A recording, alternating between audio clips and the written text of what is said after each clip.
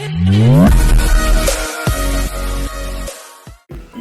दोस्तों, अनुजुक्त पुनः आप सबके सामने एक नया विषय लेकर उपस्थित है और ये विषय है घुसपैठ और घुसपैठियों वाला राजनीतिक संग्राम और इसका अनुमानित सच, जो मैं आप सभी को बताने की कोशिश करूंगा। हर एक राजनीतिक दल पिछले कुछ दिनों से इन दो शब्दों को लेकर कई तरह के बयान दे रहा है।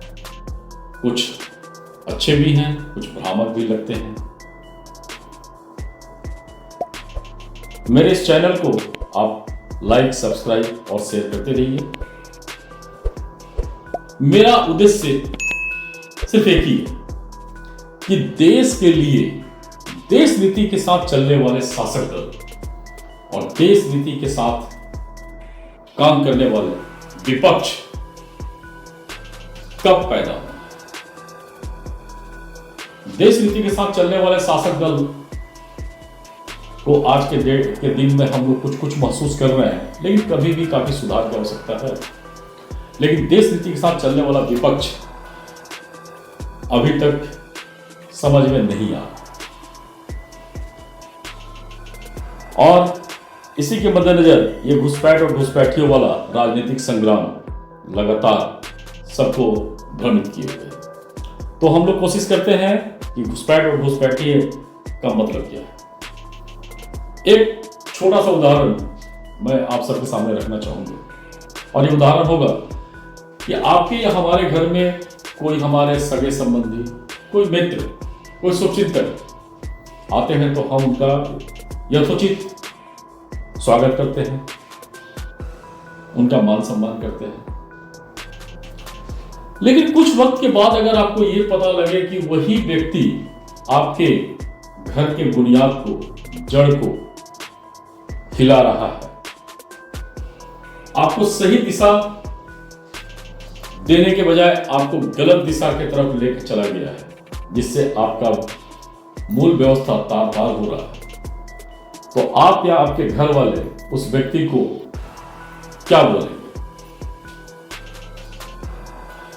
मुझे जहां तक अंदाज है कि हर व्यक्ति ऐसे व्यक्ति को यही बोलता है कि मेरे घर में ये घुसपैठ करके मेरा घर बर्बाद कर दिया, मेरा व्यवस्था बर्बाद कर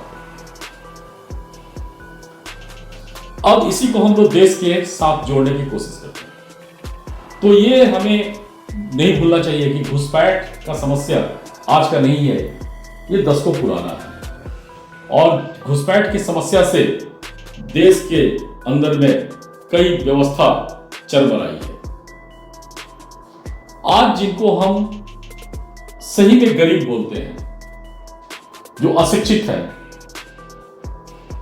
उनके लिए देश के निर्माण में कई छोटे छोटे रोजगार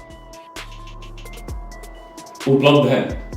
लेकिन आप अगर देखेंगे तो अधिकांश जगहों पर ऐसे घुसपैठियों लोगों ने कब्जा कर रखा है।